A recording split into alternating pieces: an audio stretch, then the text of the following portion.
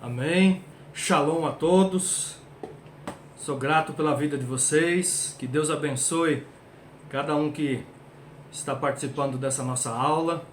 É uma honra tê-los aqui nessa aula. Bom, vamos começar fazendo uma oração, falando com Deus por um instante. Pai, nós somos gratos por estarmos na Tua presença.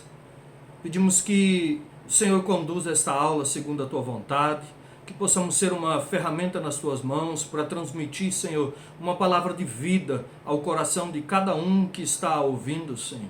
Que o Senhor possa inclinar os nossos ouvidos e o nosso coração à obediência à Tua palavra, Senhor. Que possamos ser tocados, envolvidos pelo Senhor e que haja graça sobre nós, de tal forma que possamos compreender a Tua palavra e ela seja um impulso em nossas vidas para nos despertar, para levar-nos ao crescimento e ao lugar que o Senhor deseja de nós. Que a Tua palavra possa incendiar o nosso coração para um novo tempo, Senhor, pois o nosso desejo é caminharmos cada dia mais para dentro da Tua vontade e do Teu propósito, Senhor. Assim nós oramos, sendo gratos a Ti, em nome de Jesus. Amém. Vou começar lendo um texto que está em Marcos, capítulo 7, a partir do versículo 20. E dizia: o que sai do homem, isso é o que o contamina, porque de dentro do coração dos homens é que procedem os maus desígnios, a prostituição, os furtos, os homicídios, os adultérios, a avareza, a malícia, o dolo, a lascívia, a inveja, a blasfêmia, a soberba, a loucura. Ora, todos esses males vêm de dentro do coração e contaminam o homem. Aqui, Jesus estava em uma situação onde ele foi confrontado por alguns fariseus, por seus discípulos comerem sem lavar as mãos antes de uma refeição. Mas não é pela sujeira, mas sim por um comportamento tradicional dos fariseus. E Jesus foi explicar para esses homens que o que contamina uma pessoa, o que contamina alguém, não é as mãos estarem puras, porque a sujeira, ela não vai para o coração. A sujeira que está nas mãos, ela não pode conduzir as nossas atitudes. Ela não pode mudar o nosso comportamento. Ela não tem condições dela ser uma referência para a nossa conduta. Agora já aquilo que está dentro do coração, isso sim, isso é a saída para a vida. Tudo que nós fazemos ou deixamos de fazer, isso sim está muito relacionado ao nosso coração. E quando a Bíblia cita coração, ela não está falando dessa bomba que pulsiona o sangue para o nosso organismo. Quando a Bíblia cita coração, tem duas palavras. No Velho Testamento é leve e no Novo Testamento é cardia. São duas palavras que simbolizam ou que representam ou que significam o centro do homem espiritual. Aí estão os sentimentos, as emoções, os pensamentos, os desejos, o caráter, a conduta, tudo está referente ao nosso interior, ao nosso coração, ao cardia ou leve no Velho Testamento. Então, todas as nossas ações, elas são provenientes do interior do homem, do coração. Nosso coração é um depósito. Em outra ocasião, Jesus disse que o homem bom, do bom tesouro do seu coração, tira o bem. Mas o homem mau, do mau tesouro do seu coração, tira o mal. O que ele estava dizendo? Ele está colocando que uma pessoa é má, por quê? Porque o seu coração está cheio de maldade. E ele, querendo ou não, ele vai extrair do seu coração e ter atitudes condizentes ao que está dentro dele. O que torna uma pessoa má ou boa é o depósito que está em si. E Jesus colocou algumas coisas gravíssimas aqui. Ele disse, olha, o que contamina as nossas atitudes é o que está lá dentro. E ele cita a prostituição, a avareza, a lascívia, e ele vai colocando aqui idolatria, tantas coisas horríveis que nós vemos E ele diz, olha, isso procede de dentro, isso não procede de fora do homem. Eu comer com as mãos impuras não contamina o meu coração, mas um coração contaminado com essas coisas vai manchar e sujar as minhas mãos. Era isso que Jesus estava propondo e ensinando aos seus discípulos. E hoje eu quero falar um pouquinho a relação entre o nosso coração e o jejum. Qual o que essa ferramenta, essa disciplina espiritual tem em relação ao nosso coração e a esses desígnios que estão aqui dentro. O que é um desígnio? Que foi a palavra que Jesus usou. Ele disse, os maus desígnios procedem do coração do homem. E ele citou maus desígnios aqui. A prostituição, a avareza, a lascívia, a idolatria, o roubo, o adultério. Ele citou uma lista enorme aqui de coisas que procedem de dentro. E Jesus estava dizendo, olha, o maior perigo de um cristão não é o que está lá fora. Quando nós estávamos no mundo, nós vivíamos num ambiente e o ambiente era um perigo para nós. Ou melhor, era uma oportunidade para nós. Hoje nós saímos desse ambiente e nós vivemos, mudamos a nossa companhia, mudamos muita coisa na nossa vida para evitar o pecado. Mas Jesus está dizendo, olha, depois que nós recebemos Ele como Senhor, o que é perigoso para nós não é o que está lá fora, é o que está dentro do ser humano.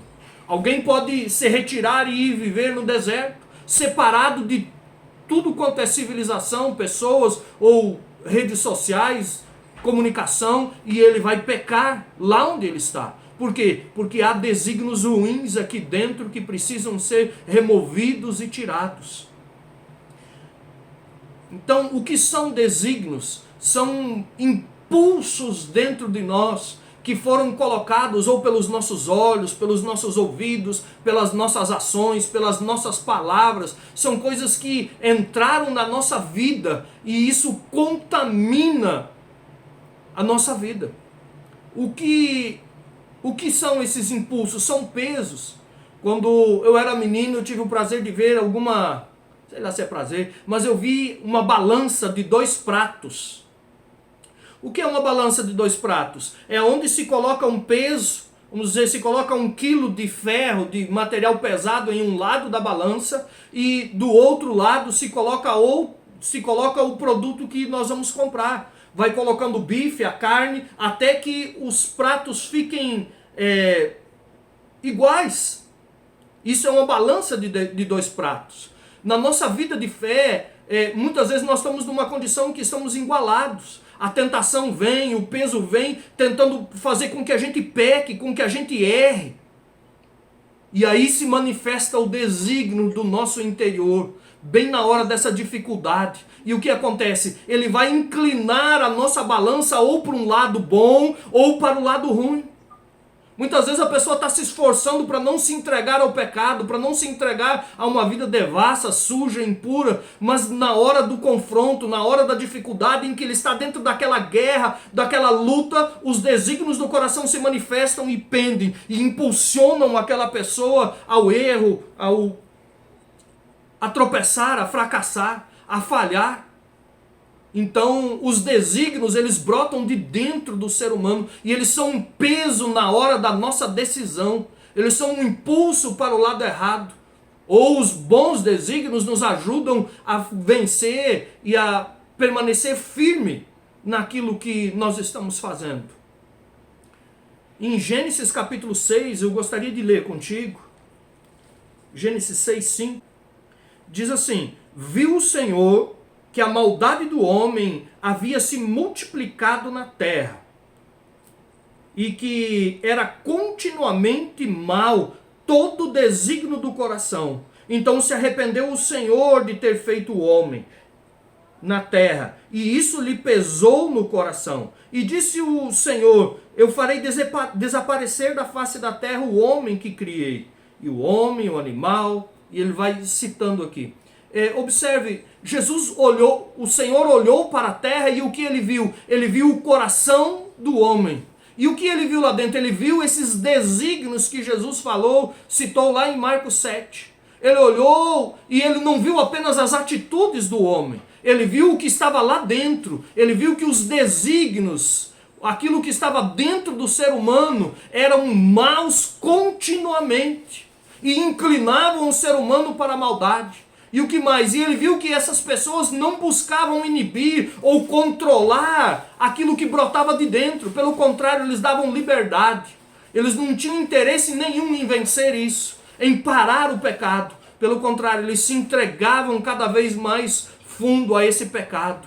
E com isso iam enchendo também mais o seu coração com coisas más. E Deus olhou e disse: olha, eu me arrependo de haver feito o homem. E ele disse: eu vou trazer um juízo. E nós conhecemos a história onde Deus inundou a terra com o dilúvio.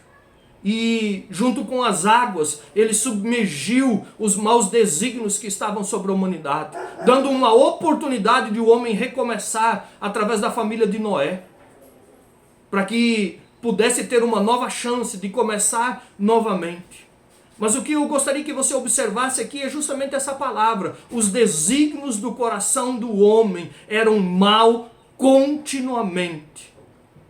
Deus não julgou o ser humano apenas pelas suas atitudes perversas, por aquilo que o ser humano estava vendo. Não, Deus olhou para o homem e viu que o seu coração, que os seus desígnios eram maus. E ele disse: olha, não há chance. Eu vou ter que destruir essa geração, porque o coração foi tomado, porque o coração está cheio. Agora eu quero ler mais um texto. Hoje nós vamos andar um pouco na Bíblia e ler vários textos. Deuteronômios capítulo 8, versículo 2 ao 5. Recordar-te-ás de todo o caminho pelo qual o Senhor teu Deus te guiou no deserto, esses 40 anos, para te humilhar, para te provar, para saber o que estava no seu coração, se guardarias ou não os seus mandamentos. Ele te humilhou, ele te deixou ter fome, ele te sustentou com maná, que tu não conhecias, nem teus pais o conheciam, para te dar a entender que não só de pão viverá o homem, mas de tudo que procede da boca do Senhor viverá o homem. Nunca envelheceu a sua veste sobre ti, nem se inchou o teu pé nesses 40 anos.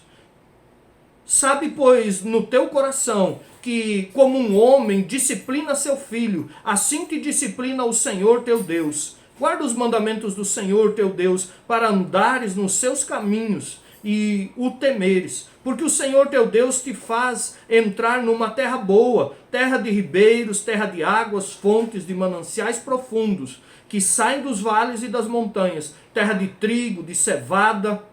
Olha o que Deus está falando para o povo. Ele diz: olha, eu vos tirei da terra do Egito e os tomei pela mão, como um pai pega o filho e o conduz pelo deserto. E ele diz: olha, eu te provei, eu deixei você passar fome, eu deixei você passar necessidades. E nós vemos tudo o que aconteceu com esse povo. Eles enfrentaram sede por algum tempo, eles enfrentaram escassez, enfrentaram grandes dificuldades. E Deus está dizendo: olha, foi eu quem produziu isso na vossa vida. Eu criei uma crise, eu criei uma dificuldade na vida de vocês, para saber o que estava no vosso coração.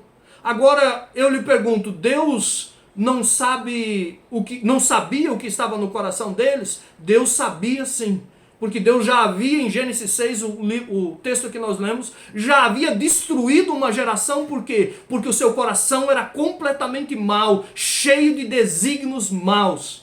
E então agora Deus olha e Deus está vendo o que está naquela geração que era escrava no Egito, e Deus estava tirando e levando para uma terra espetacular.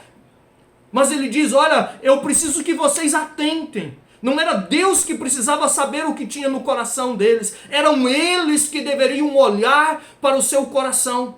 Nós vimos a primeira geração que foi destruída. Por quê? Porque não se importava, se entregou completamente aos desígnios. E agora Deus tira um povo especial, escolhido, descendentes de Abraão, e Deus os queria colocar na terra, mas eles precisavam olhar e atentar o que estava lá dentro. E Deus os colocou em tantas provas, em tantas dificuldades, em tantas coisas. Para quê? Para que eles não olhassem para Deus como eles estavam olhando, mas olhassem para o seu coração.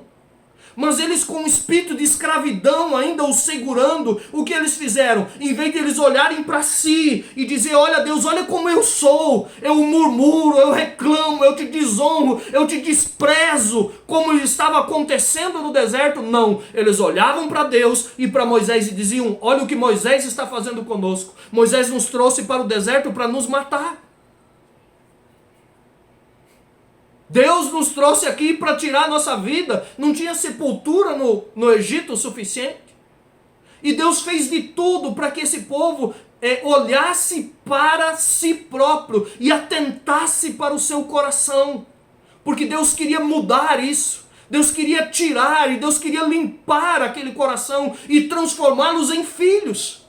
Deus disse, olha, essas dificuldades não é para exterminar vocês, é para que vocês entendam que eu os tomei pela mão e como um pai eu provei.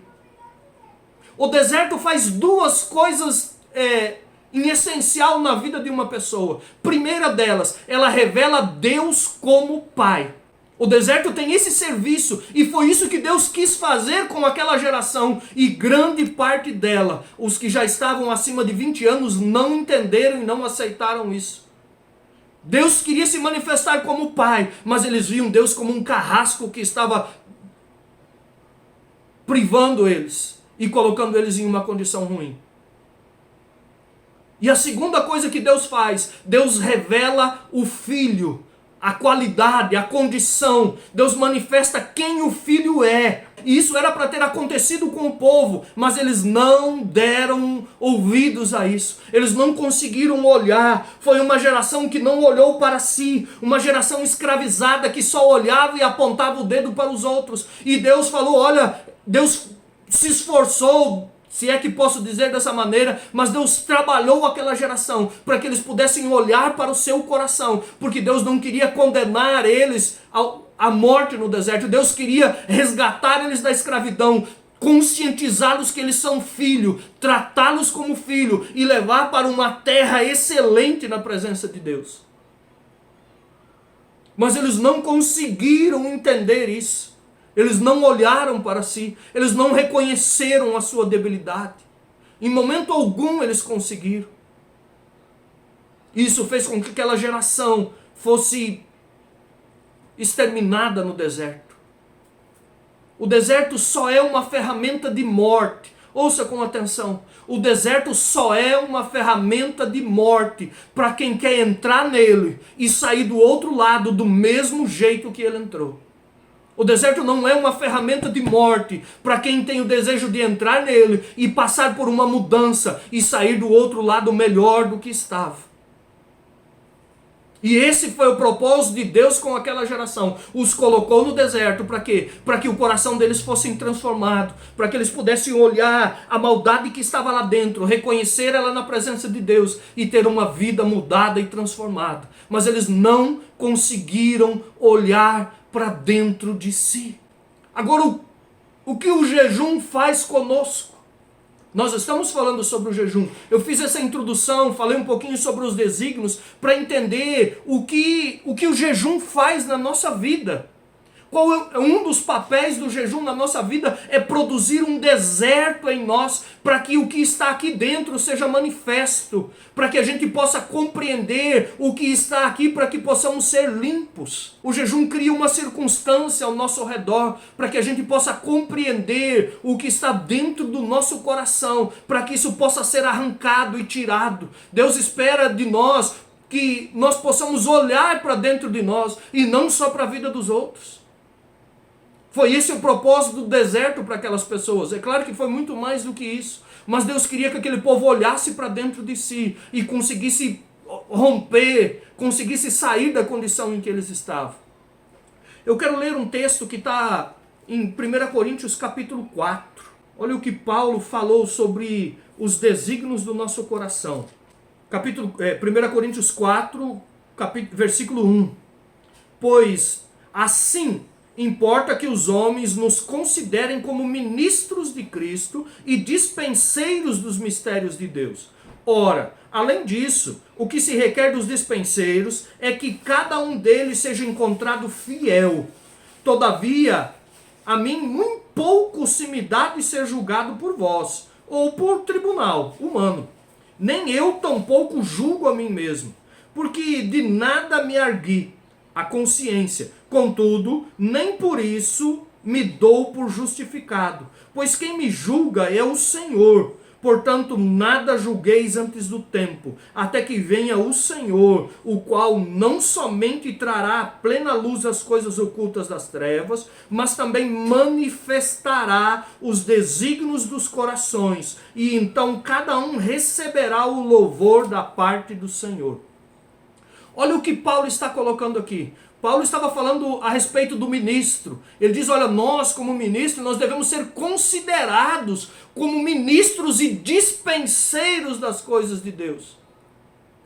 Agora eu lhe pergunto, um dispenseiro de Deus, um ministro, um sacerdote, alguém que serve como um dispenseiro de Deus. O que é um dispenseiro? É quem guarda as coisas de Deus para distribuir para os outros.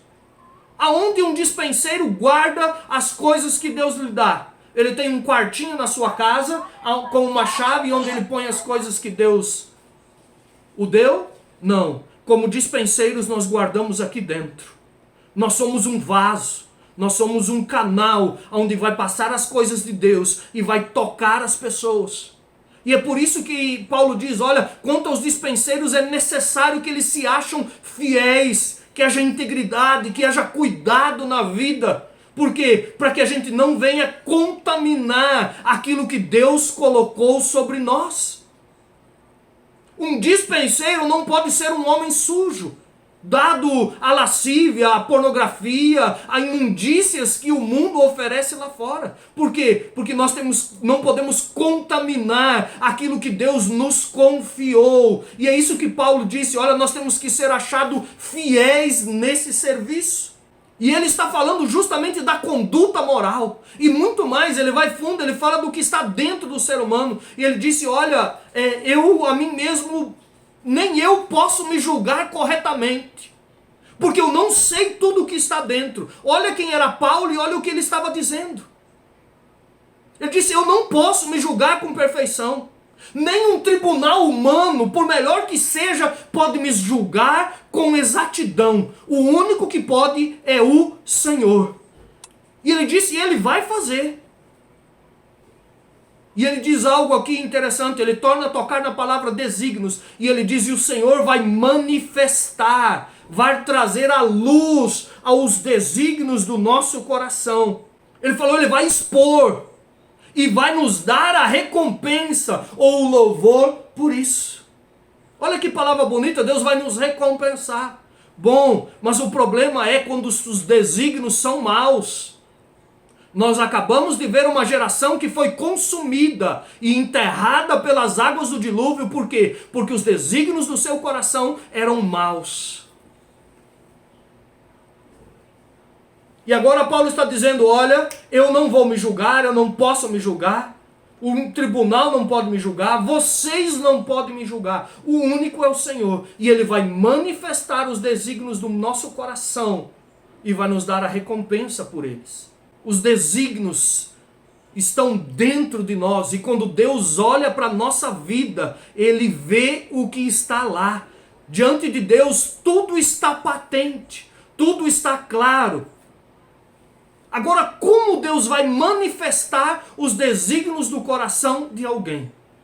Como podem ser manifestos? Aqui diz que Deus vai manifestar e vai dar a recompensa por eles. Agora, como Deus vai manifestar os desígnios do nosso coração? Já pensou sobre isso?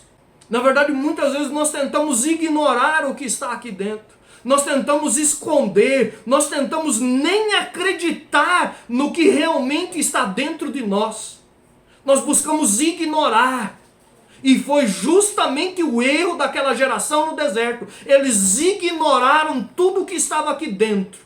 E o que Deus fez? Deus trouxe a existência. Deus manifestou quem eles eram. Falou, olha, eu vou mostrar quem são vocês. Eu os conduzi pelo deserto e eu os provei para extrair, para mostrar o que estava aí dentro. Tem duas formas, no mínimo, dos nossos desígnios serem manifestos. A primeira delas é a mais simples e é a que eu recomendo. É nós chegarmos na presença de Deus, dobrarmos os nossos joelhos e reconhecermos o que está lá dentro. Dizendo: Deus, passa o teu sangue, limpa, arranca toda a planta que o Pai Celestial não plantou. Limpa a minha vida, arranca isso. Essa é a mais simples. A princípio até parece estranho, mas depois que nós aprendemos a entrar na presença de Deus e reconhecer os desejos que constantemente tentam brotar e dominar as nossas atitudes e nos conduzir para o lugar errado, depois que nós aprendemos a fazer isso e reconhecer isso diante de Deus, nós vamos ver que Deus começa a arrancar, que Deus começa a limpar isso. E a segunda forma é Deus nos entregando as nossas próprias paixões. Isso é perigoso e é terrível. Em Romanos capítulo 1, Deus diz que entregaria algumas pessoas às suas próprias paixões. O que é isso? Entregar essa pessoa para que isso seja manifesto, para que cada um possa receber segundo a sua conduta, segundo o que está dentro de si. E como eu citei do jejum, o que o jejum faz na nossa vida? O jejum cria um deserto. O jejum promove uma situação em que as coisas que estão lá dentro começam a ser manifestos, para que nós possamos entrar na presença de Deus e reconhecer o que está dentro, para que isso possa ser arrancado e isso possa ser tirado. Por quê? Porque Deus nos quer limpo, nos quer santo, nos quer num padrão de justiça mais elevado. E para isso nós temos que tirar esses maus desígnios, porque quando Deus olha para eles, Deus os vê dentro de nós. Nós até podemos ignorar, mas quando Deus coloca os olhos em nós, Ele vê como está o nosso coração. E eu pergunto: como estamos diante da presença de Deus? O que Deus está vendo? Eu não estou perguntando se você tem boas intenções ou não. Eu estou falando aquilo que quando você está só, que brota lá. Aqueles desejos que muitas vezes você tem que se esforçar tanto para controlar, para que eles não sejam manifestos. O que são desígnios? São aquelas coisas que nos levam a uma reação que muitas vezes nós não damos conta de controlar. Impulsos que brotam. Como eu citei antes, a balança de 2 pesos. Estamos numa tentação e quando vê, o desígnio mal pesa sobre um lado e nos impulsiona para uma atitude que não deveríamos ter. E depois nós paramos e dizemos: olha, por que eu falei isso? Por que eu agi assim? Por que eu fiz essa insinuação? Por que eu ataquei essa pessoa? Por que essa atitude minha? Por quê? Porque manifestou um desígnio e nos conduziu para um lugar que nós não deveríamos ir. O jejum produz um deserto na nossa vida e manifesta a tentação para que ela possa ser arrancada de dentro de nós. Olha o que diz aqui. Tiago 1:19. Sabeis essas coisas, meus amados irmãos. Todo homem, pois, seja pronto para ouvir, tardio para falar, tardio para se irar. Porque a ira do homem não produz a justiça de Deus. Portanto, despojando-vos de toda impureza e acúmulo de maldade, acolhei com mansidão a palavra em vós implantada, a qual é poderosa para salvar a vossa alma. Tornai-vos, pois, praticantes da palavra e não somente ouvintes, enganando-vos a vós mesmos.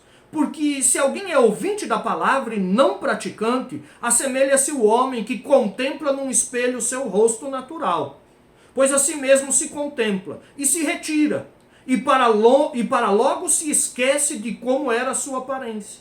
Mas aquele que considera atentamente na lei perfeita, lei da liberdade, e nela persevera, não sendo ouvinte negligente, mas operoso praticante, esse será bem-aventurado no que realizar. Olha o que Tiago está falando.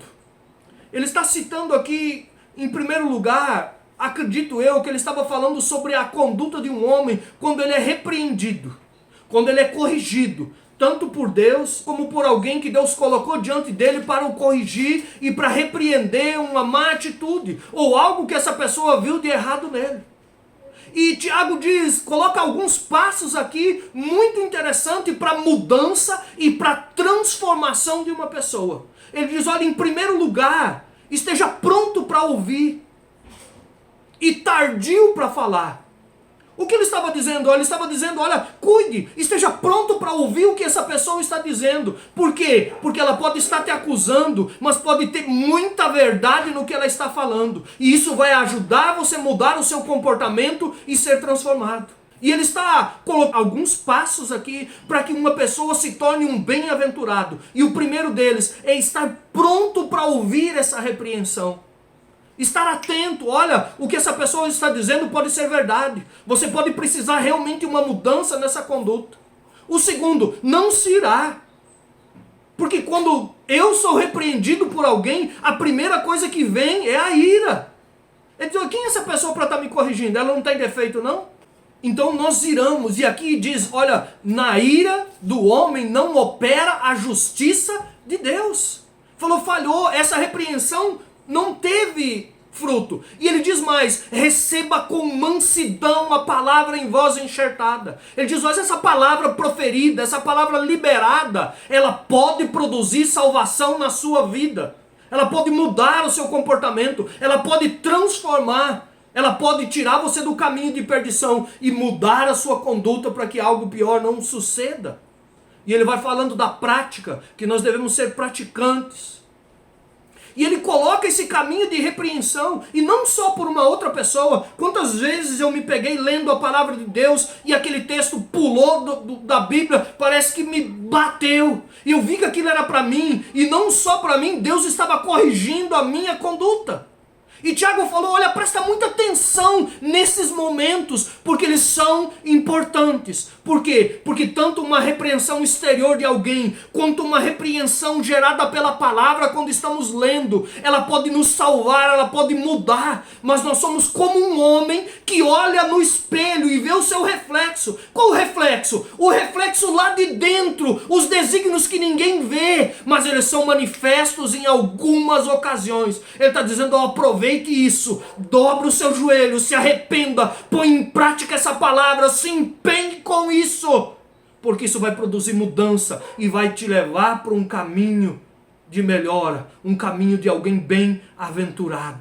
Mas muitas vezes nós ignoramos isso, ignoramos quem nos repreende. Mas Tiago propõe ainda mais. Ele continua o mesmo assunto, ele não mudou o assunto, e ele diz, mas tem algo espetacular de Deus, um tratamento muito mais profundo. Isso aqui não é para todos, porque nem todos leem a Bíblia e conseguem extrair. Ele disse, esse tratamento não é para todos, é apenas para quem quer ser um bem-aventurado em tudo o que fizer. Ele mandou atentar para uma lei chamada lei perfeita, a lei da liberdade. O que é essa lei da liberdade? A ponto que no capítulo 2 ele cita novamente essa lei. Versículo 12 do capítulo 2 ele diz assim, falai de tal maneira e de tal maneira procedei, como aqueles que hão de ser julgados pela lei da liberdade. Ele diz, olha, você quer mudança realmente? Atente para uma lei perfeita, a lei da liberdade. E aí ele torna a falar no capítulo 2 de novo, chamar a atenção para essa lei. Ele disse, olha, viva, fale e viva de tal maneira como quem vai ser julgado pela lei da liberdade. O que Tiago estava expressando ou nos ensinando nesse texto? O que Tiago quis passar para mim e para você? O que é a lei da liberdade? A lei da liberdade é quando o que nós faríamos se não houvesse um empecilho, se não houvesse uma lei, se não houvesse uma correção, se não houvesse algo nos inibindo, até onde nós iríamos satisfazendo os desígnios que estão aqui dentro. Tiago disse, olha, quer ser um bem-aventurado em tudo que você fizer, atente para uma lei perfeita, a lei da liberdade. Ele está fazendo uma pergunta, o que você faria se não houvesse nenhuma restrição, se não houvesse alguém do seu lado dizendo, olha, você não pode fazer isso, se não houvesse um castigo, se não houvesse uma correção, se não houvesse ninguém cobrando você pelo que você está fazendo. Se você matasse alguém e você não fosse para a cadeia, se não houvesse punição, até onde você iria satisfazendo os desejos que brotam daqui. Se nós voltarmos lá para Gênesis 6, uma geração inteira foi destruída por quê? Porque satisfez tudo o que via, o que tinha aqui dentro, sem inibir nenhum dos seus desígnios maus daqui. E Deus falou, olha, essa geração vai ter que ser destruída. E ele enviou o dilúvio, por quê? Porque eles não colocavam limites em nada na sua vida. É fácil nós apontarmos o dedo e dizer, olha, essa geração não prestava, era má mesmo. Mas e nós? Se não houvesse limite, se não houvesse uma lei cobrando, se alguém chegar, não nos punisse por aquilo que nós estamos fazendo, quem nós seríamos? Será que nós não seríamos uma geração como aquela? Que Deus olharia e só teria coisas más? Quem nós seríamos mediante a lei da liberdade? Eu criei uma ilustração no livro de jejum que eu escrevi, onde um professor aplicou uma prova em uma sala de aula com 50 alunos. E ele disse, olha, colar é errado, é injusto, não é correto, você não deve colar. Mas hoje eu quero abrir uma exceção para todos. Vocês estão liberados, vocês podem colar, ninguém vai ser punido, ninguém vai ser disciplinado, não vai ter correção, você não vai perder ponto, vocês estão livres, todos podem colar. E ele entregou a prova para cada um e foi mexer no celular. Quando terminou a prova, 5 alunos de 50 não colaram. O que o professor fez? O professor pegou esses 5 alunos, dispensou os demais e aplicou mais uma prova. E disse o mesmo sermão sobre o erro da cola. Mas ele disse, olha, mas hoje vocês estão livres, vocês estão liberados, vocês podem colar, não haverá disciplina, não haverá punição. E ele entregou uma prova para cada aluno e se retirou da sala. O que aconteceu? Dos 5 alunos que não haviam colado, agora mais 3 colaram. Apenas 2 alunos não colou. O que o professor fez? Chamou aqueles 2 alunos, colocou cada um em uma sala, onde ninguém estava vendo, não havia câmaras, não havia nada para conferir. Entregou uma prova para cada um novamente. E mesmo sermão sobre não ser disciplinados pela cola. E deu total liberdade. E saiu da sala e ninguém cuidou daqueles alunos. E apenas um aluno não colou. Agora observe comigo como nós aplicarmos isso à lei da liberdade. A nosso entendimento, se fosse só a primeira prova, nós íamos dizer que 5 alunos estavam aprovados porque eles não colaram. Mas por que 4 deles não colou? Porque ainda ficaram com medo de uma punição ou de alguma disciplina. Alguém tinha como provar que eles colaram. Porque tinham colegas como testemunha. Alguém podia dizer, olha, você colou também. Mas quando ficaram só, apenas um foi aprovado pela lei da liberdade. Não colou, por quê? Porque era errado colar, mesmo que não tinha ninguém vendo, mesmo que não tinha condições nenhuma dele ser disciplinado. Ele tomou a decisão e ele não colou. Um aluno foi aprovado pela lei da liberdade. E Tiago está dizendo, olha, presta muita atenção, ela é uma lei perfeita. Nós tratarmos na presença de Deus tudo o que nós faríamos se não tiver correção alguma, se não houvesse uma disciplina, se não tivesse como nos punir, o que nós faríamos? Tiago está dizendo, olha, se nós tratarmos dessa lei, nós vamos ser bem-aventurados naquilo que nós fizermos. E eu coloquei outro exemplo no livro também sobre um cachorro que eu tinha, chamado Bemol. O que é bemol? Bemol é uma cifra musical maior para cima. Não sei explicar direito, mas esse era o nome do cachorro. Um pastor alemão, por sinal, muito obediente. Mas sempre que chegava alguém estranho, ele se arrepiava todo e latia. Ele era bravo. Mas ele nunca mordeu ninguém. Mas na frente da nossa casa havia um grades. E havia um arame onde eu amarrava meu cachorro. E ele andava para cima e para baixo. E por que ele nunca mordeu? Porque havia um obstáculo. Porque havia algo impedindo. Então ele não mordeu ninguém porque havia grades na frente da minha casa. Ele não mordeu ninguém porque de tempo em tempo eu tinha que amarrar ele e prender ele lá. Ou eu simplesmente, quando eu estava em casa, eu dizia, olha, casinha. E ele corria para a casinha dele e ficava lá até segunda ordem. Mas todo mundo que olhava para ele condenava aquele cachorro, porque ele era perigoso. Ele mordia, mas ele nunca mordeu ninguém. Mas ele era ameaçador. Esse cachorro não mordeu porque tinha algumas coisas o impedindo. As grades, ou a corrente, ou a presença do dono. 3 coisas impediam o cachorro de morder alguém. Ele estava reprovado mediante a lei da liberdade. Por quê? Porque se não houvesse nenhum desses 3 impedimentos, com toda certeza, ele tinha atacado alguém. E nós, se nós olharmos para nós sem correntes, sem ligação, sem nada nos prendendo, sem nenhuma inibição, sem a presença de Deus perto de nós, dizendo, olha, não faça, sem o cuidado do Espírito Santo, quem nós seríamos se não houvesse isso sobre nós?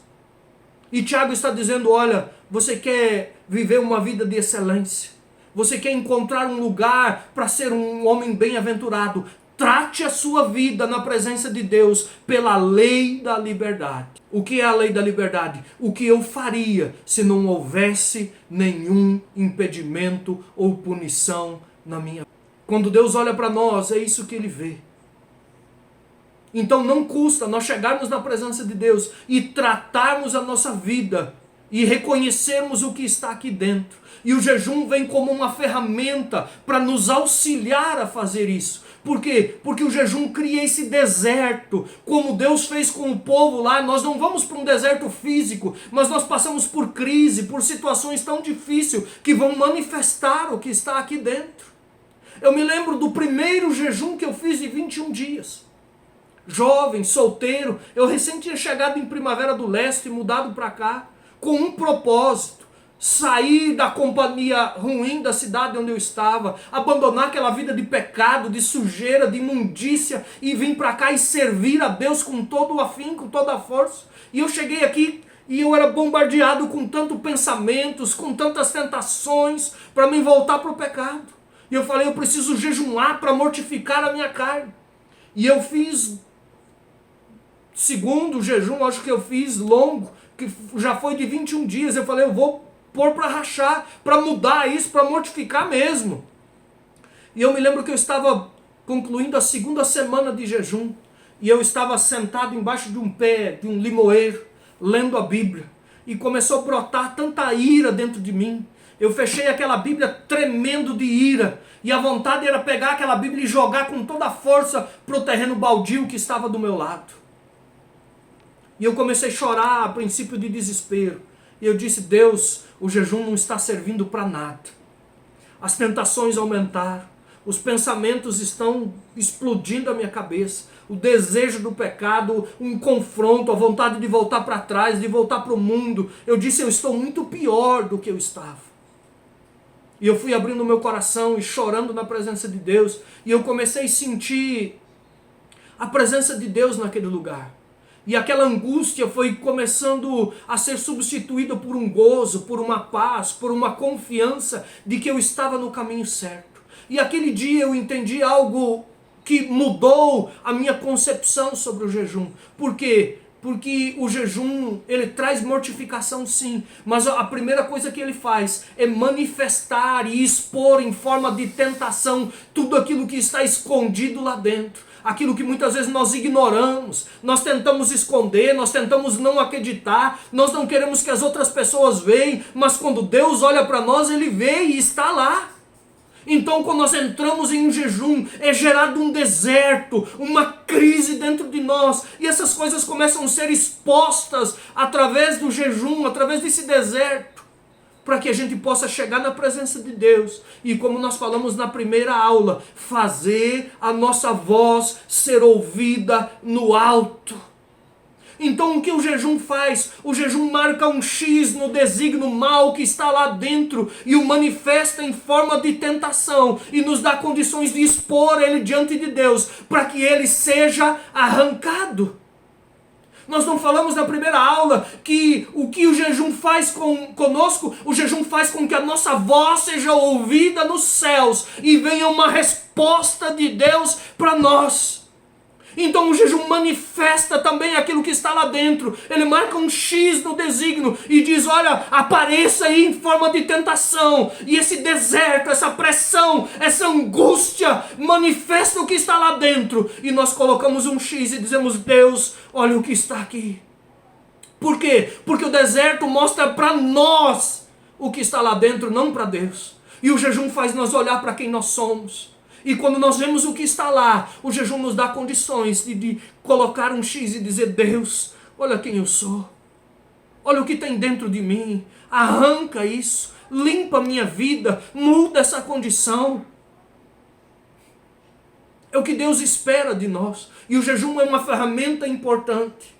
Porque ela manifesta o que está lá dentro. Para que a gente tenha condições de tirar isso. De limpar a nossa vida. Então o jejum manifesta esses maus desígnios e nos ajuda a arrancar eles de dentro de nós. Eu quero ler mais um texto contigo, que está em Isaías 58. Nós já falamos sobre os primeiros 6 versículos, mas eu quero ler o versículo 6 novamente. Olha o que Deus está dizendo aqui. Porventura não é este o jejum que eu escolhi, que solta as ligaduras da impiedade, que desfaça as ataduras da servidão e deixe livre os oprimidos e despedace todo o jugo? Perdão, olha o que Deus está falando. Nós já citamos aqui Isaías 58, quando o povo estava clamando, dizendo, olha, por que o Senhor não ouve? Por que o Senhor não atenta para o nosso jejum? E aí Deus vem e diz, olha, jejuando dessa forma como vocês estão, sem ir para a presença de Deus, sem buscar, sem ter oração, sem a voz de vocês estar subindo, não haverá resposta. Por acaso vai ter uma resposta? Por acaso a voz de vocês vai chegar no céu, jejuando dessa forma? Por quê? Porque eles apenas estavam cumprindo um requisito do jejum, que era a abstenção alimentar. Mas não estavam orando, não estavam buscando a Deus, não estavam indo para o templo nesse dia. E aqui Jesus diz, o Senhor fala, olha, por acaso não é esse o jejum que eu escolhi? A primeira coisa, que solta as ligaduras da impiedade, desfaça as ataduras da servidão e que deixe livre os oprimidos. O que, se nós observarmos, são 3 níveis de amarração e prisão na vida de uma pessoa. O primeiro são os oprimidos. É aquele que ainda não está dominado pelo pecado, está numa vida de opressão na mente. Como eu citei o exemplo aqui, uma opressão tão terrível para nós se entregarmos ao pecado, para nós vivermos uma vida iníqua, impura e suja. Ele diz, olha, por acaso não é esse o jejum que eu escolhi, que faz o oprimido ser livre? Ele quebra esse jugo da opressão. Ele torna alguém que está vivendo um tempo de opressão livre. Por quê? Porque nós não somos oprimidos pelo que está lá fora. O nosso maior problema é o que está aqui dentro. Ele está dizendo, olha, você pode não estar praticando, mas está subindo uma opressão do vosso coração para dominar a vossa conduta. E ele diz, olha, o jejum que eu escolhi é uma ferramenta que pode tornar um homem e uma mulher oprimidos livre. Vai quebrar esse jugo. O segundo nível é alguém, as ataduras da servidão. O que é a atadura da servidão? É alguém que se tornou escravo. Ele diz, olha, você não quer, mas você está numa vida de escravidão. O que o jejum faz? O jejum que eu escolhi, ele torna um escravo livre. Ele torna alguém escravizado pelo pecado livre. Ele é uma ferramenta que vai agir na nossa vida, manifestando isso, nos dando condições de se render, de se arrepender, de se voltar para Deus, a ponto que esse domínio de escravidão sobre a nossa vida seja cortado e nós possamos se tornar alguém livre. E o terceiro nível, aqui ele chama a pessoa, ele fala sobre a iniquidade, sobre o iníquo. Ele usa a expressão, o jejum que eu escolhi, que solta as ligaduras da impiedade. O que é alguém ímpio? é alguém que já conheceu a palavra, mas ele se entregou deliberadamente, sem esforço nenhum, sem uma resistência ao pecado. Ele diz, olha, essa pessoa pode ser livre também. O jejum que eu escolhi, uma ferramenta que vai tocar, não importa o nível de contaminação e de pecado que você esteja, é para trazer liberdade. Porque o primeiro versículo de Isaías 58, o que Deus manda o profeta falar, a primeira coisa que ele manda falar é dizendo, olha, proclama como uma trombeta, grita a plenos pulmões, o pecado do povo. Eles estavam vivendo uma vida suja e estavam buscando a Deus como se eles estivessem limpos. Por quê? Porque a maior sujeira talvez não seja a prática, mas era o que estava dentro. E aqui ele está dizendo, olha, não interessa o nível de impureza e impiedade que você está vivendo. O jejum é uma ferramenta capaz de tornar você livre. Ou oprimido, ou escravo, ou aquele que se tornou um iníquo. Então é uma ferramenta de transformação, é uma ferramenta de limpeza, é uma ferramenta que vai nos colocar num lugar que Deus espera de nós.